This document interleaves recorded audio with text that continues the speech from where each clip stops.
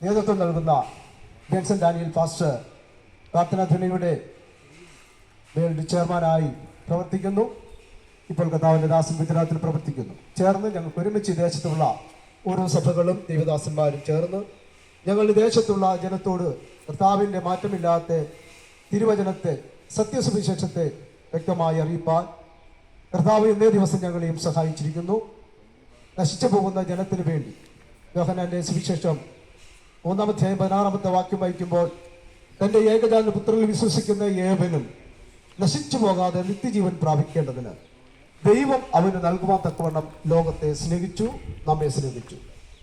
പ്രിയമുള്ള നല്ല നാട്ടുകാരായ ദൈവമക്കളെ, ദൈവം നമ്മളെ സ്നേഹിക്കുന്നു എന്നുള്ളതിൻ്റെ വാസ്തവമാണ് ഇത് തെളിയിക്കുന്നത്. ലോകത്ത് പല അഭിപ്രായങ്ങൾ മനുഷ്യർ തമ്മിൽ പറയുന്നുവെങ്കിലും നമ്മെ സ്നേഹിക്കുന്ന ദൈവം, ഏദനിൽ വെച്ച് ദൈവത്തിൻ്റെ കരങ്ങളാൽ സൃഷ്ടിക്കപ്പെട്ട ഒന്നാം മനുഷ്യനായിരിക്കുന്ന ആദം, ദൈവത്തിൻ്റെ കൽപ്പനകളെ അവൻ ലംഘിച്ചു, പാപം ചെയ്തു. ദൈവം കൊടുത്തതായ ദിവ്യത്വവും ദിവ്യ തേജസ്സും ദൈവം കൊടുത്ത ആത്മാവിനാൽ ലംഘന നിമിത്തം സംഭവിച്ചു പോയ പാപമാണ് മനുഷ്യവർഗത്തിലേക്ക് പ്രവേശിക്കപ്പെടുവാൻ ഇടയായി തീർന്നത്. ഏക മനുഷ്യനായ പാപത്താൽ മരണലോകത്തിലേക്ക് വരുവാനിടയായത് ഒന്നാമത്തെ മനുഷ്യനായ ആദം നിമിത്തം സംഭവിച്ചു പോയ പാപത്തിന്റെ അനന്തരഫലമാണ് ലോകത്തിലേക്ക് മരണം വന്നത്. മരണം മാത്രമല്ല, മനുഷ്യനിലേക്ക് കടന്നു വന്നത് ശാപവും രോഗവും മരണവും. നിത്യമായ ന്യായവിധി മനുഷ്യന്റെ ദൈവം നിയമിച്ചിരിക്കുന്നു. അതുകൊണ്ടാണ് കർത്താവ് പറഞ്ഞത്, ഒരിക്കൽ മരണം, പിന്നെ ന്യായവിധിയാണ്. ദൈവം മനുഷ്യനെ നിയമിച്ചിരിക്കുന്നത് ഒരിക്കൽ മരണം, പിന്നെ ന്യായവിധിയാണ്. ന്യായവിധിയിൽ നിന്നുള്ളായ ശിക്ഷയിൽ നിന്നുള്ളായ രക്ഷയാണ് കർത്താവായ യേശുക്രിസ്തു നിമിത്തം ഈ ലോകത്തിലേക്ക് കടന്നു വന്ന ഗുഡ് ന്യൂസ് അഥവാ സത്വർത്തമാനം. ആ നല്ല വർത്തമാനം, നല്ല സുവിശേഷമാണ് ഈ ദേശത്തുള്ള നിവാസികളെ കേൾപ്പിക്കുന്നത്. ക്രൈസ്തവരെന്നോ ഹൈന്ദവരെന്നോ മുസ്ലിമെന്നോ ഒന്നും ഇല്ല. ദൈവം അങ്ങനെ സൃഷ്ടിച്ചിട്ടില്ല. ദൈവം എല്ലാവരെയും ഒരേപോലെയാണ് സൃഷ്ടിച്ചിരിക്കുന്നത്. ആണും പെണ്ണുമായി സൃഷ്ടിച്ചിരിക്കുന്നു. മനുഷ്യന്റെ വരമ്പുകളാണ്, മനുഷ്യന്റെ അഭിപ്രായങ്ങളാണ് മതങ്ങളായി മാറിയത്. എന്നാൽ ആ അഭിപ്രായത്തിൽ നിന്നും ദൈവം മനുഷ്യൻ തിരിഞ്ഞു പോകുന്നല്ലോ. ദൈവത്തിന്റെ കൽപ്പനകളെ, ദൈവത്തിന്റെ ലംഘനങ്ങളെ മറന്നു പോകുകയും അവർ മാറിപ്പോവുകയും ചെയ്യുന്ന നിമിത്തം മനുഷ്യനെ എന്നേക്കുമായി വീണ്ടെടുക്കുവാനായിട്ട് സ്വന്തം പുത്രനായ യേശുക്രിസ്തുവിനെ ഈ ലോകത്തിലേക്ക് അയച്ചു, എന്റെ അടുക്കലേക്ക് അയപ്പാനിടയായി തീർന്നു.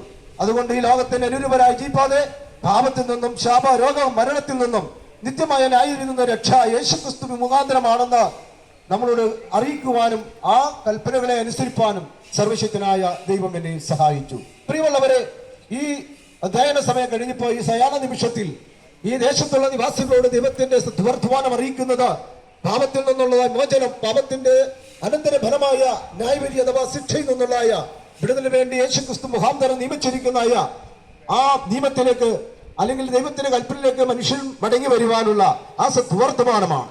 എഫെസ്യ ലേഖനം അപ്പോസ്തലനായ പൗലോസ് എഴുതിയിരിക്കുന്ന എഫെസ്യ ലേഖനം 2 പഠിക്കുമ്പോൾ, അതിക്രമങ്ങളാലും പാപങ്ങളാലും മരിച്ചവരായ നമ്മെ യേശുക്രിസ്തു ജീവിപ്പിച്ചു, മരിച്ചവരായ നമ്മളെ ജീവിപ്പിക്കുന്നു. നിത്യമരണത്തിൽ നിന്നുള്ളതായ നിത്യ രക്ഷയിലേക്കും അഥവാ നിത്യജീവനിലേക്ക് നമുക്ക് വേണ്ടി വഴി തുറക്കുവാനായി നമ്മുടെ കർത്താവായ യേശുക്രിസ്തു ലോകത്തിലേക്ക് വന്നു. കർത്താവായ യേശുക്രിസ്തുവിനെ വിളിച്ചു പറഞ്ഞു, ഞാൻ തന്നെ വഴിയും സത്യവും ജീവനുമാവുന്നു. എന്നിൽ വിശ്വസിക്കുന്നവൻ മരിച്ചാലും ജീവിക്കും. യേശുക്രിസ്തു മുഖാന്തരമല്ലാതെ പിതാവിന്റെ അടുക്കലേക്ക് പോകുവാൻ ഒരു മാർഗവും ദൈവം അനുവദിച്ചിട്ടില്ല. അതുകൊണ്ട് തന്നെ പുത്രനായ യേശുക്രിസ്തു നിമിത്തമാണ് ഈ ലോകത്തിലുള്ള സർവ്വ മനുഷ്യർക്കും ദൈവം വെച്ചൊരു നിയമമാണ് ആമേൻ യേശുക്രിസ്തു മുഖാന്തരമുള്ള രക്ഷ എന്നുള്ളത്. ആ രക്ഷയിലേക്ക് മാനവരാശി അയക്കുന്ന നമ്മെ രക്ഷിപ്പാനായി സ്വർഗത്തിന്റെ മഹിമ വിളിഞ്ഞ് താണവമിലേക്ക് ദേഹരൂപത്തിൽ മനുഷ്യ സാദൃശ്യത്തിൽ മനുഷ്യരിലേക്ക് കടന്നു വന്ന ദൈവത്തിന്റെ പുത്രനായ യേശുക്രിസ്തുവിനെ വിശ്വസിച്ച് അവന്റെ കൽപ്പനകളെ അനുസരിച്ച് അവനായി ജീവിപ്പാൻ ഏവരെയും കർത്താവായ യേശുക്രിസ്തുവിന്റെ നാമത്തിൽ സ്വാഗതം ചെയ്യുകയാണ്. മതവ്യത്യാസമില്ലാതെ, ജാതി വ്യത്യാസമില്ലാതെ, വർഗവർണ്ണങ്ങളില്ലാതെ, അമ്മ സമ്പന്നോ കുബേരനോ കുചേരനൊന്നുമില്ലാതെ സർവ്വ മനുഷ്യരെയും രക്ഷിപ്പാൻ ഈ ലോകത്തിലേക്ക് വന്ന യേശുക്രിസ്തു നമ്മളെ സ്വാഗതം ചെയ്യുകയാണ്. ആമേൻ. മനുഷ്യന്റെ ആയുസ് ചാഞ്ഞു പോകുന്ന ഇഴൽ പോലെ എന്നാണ്. മനുഷ്യന്റെ ആയുസിനെ ദൈവം തന്നെ കുറച്ചു. 70 അല്ലെങ്കിൽ 80 എന്നാക്കി. ഏറ്റവും കൂടുതൽ മെതുസലേക്ക് എന്ന് പറയുന്ന വ്യക്തിത്വം 970 വയസ്സ് വരെ ആദം, ഒന്നാമത്തെ മനുഷ്യനായിരിക്കുന്ന ആദം 930 വയസ്സ് വരെ ജീവിച്ചിരുന്നു. എന്നാൽ മനുഷ്യന്റെ ആയുസിനെ കുറച്ച് ഇപ്പോൾ 70-80 അതിൽ നിന്ന് താഴേക്ക് പോയി. ഇപ്പോൾ മനുഷ്യന്റെ ആയുസ് ഏത് സമയത്തുമാകാം. ഉദരത്തിൽ വെച്ച് തന്നെ മനുഷ്യൻ മരിക്കുകയാണ്. ഉദരത്തിൽ നിന്ന് പുറത്തു വരുന്ന കുഞ്ഞ് മരിക്കുകയാണ്. മനുഷ്യന്റെ ആയുസ് എത്ര നിമിഷമെന്നും എത്ര നാളെന്നൊന്നും പറഞ്ഞിട്ടില്ല. അതുകൊണ്ട് ഏത് മനുഷ്യനും സ്തോത്രം നിവർന്നു നിന്നാൽ ഒരു ശ്വാസം എത്രയാണ്.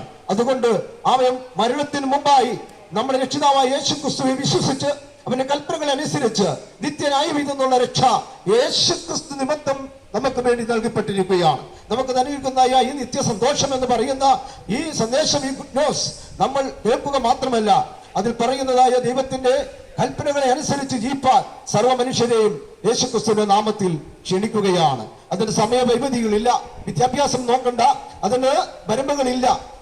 എല്ലാ മനുഷ്യരെ സ്നേഹിക്കുന്ന കർത്താവിന്റെ സ്നേഹമാണ് യോഹന്നാന്റെ സുവിശേഷം 16-ാം അധ്യായത്തിന്റെ 3-ാമത്തെ വാക്യത്തിൽ പറയുന്നത്. സ്തോത്രം. തന്റെ ഏകപുത്രനിൽ വിശ്വസിക്കുന്ന ഏവനും നശിച്ചു പോകാൻ നിത്യജീവൻ പ്രാപിക്കേണ്ടതിന് ദൈവം അതിന് നൽകുവാൻ തക്കവണ്ണം നമ്മെ സ്നേഹിച്ചു. തന്റെ